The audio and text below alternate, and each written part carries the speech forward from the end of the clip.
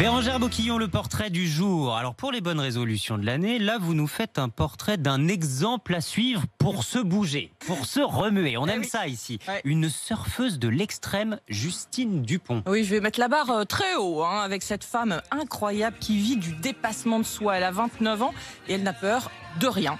Une tête brûlée de l'océan que vous allez retrouver à 65 km/h sur des vagues de 22 mètres de haut. C'est pas mal. Là où pour nous ce serait l'enfer, pour elle c'est le paradis, l'adrénaline totale. Justine Dupont surfe sur des vagues qui étaient jusqu'alors la chasse gardée des hommes.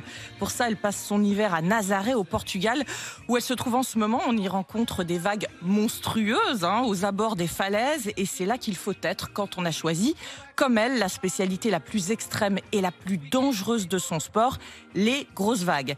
C'est là qu'elle a gagné en 2020 le prix de la plus belle vague de l'année. Le 29 octobre, elle défie une vague de près de 23 mètres de haut, tractée par son compagnon Fred David en jet ski qui la lâche quand la vague arrive. Il y a des images extraordinaires. C'est évidemment un sport très dangereux. En 2018, elle se blesse à Hawaï sur une vague. 4 mois de rééducation. Je suis consciente que l'accident peut être sans retour, dit-elle, mais rien ne l'arrête. C'est une enfant de Lacanau qui voulait surfer mieux que son frère aîné. Ce genre de petite concurrence qui peut vous pousser loin, sur une vague de 20 mètres de haut, par exemple. Résultat, à 16 ans, elle est déjà vice-championne du monde de longboard, une planche plus grande qu'elle. En plus, Justine Dupont est blonde, grande et élancée, mais c'est le style de cliché. Femme.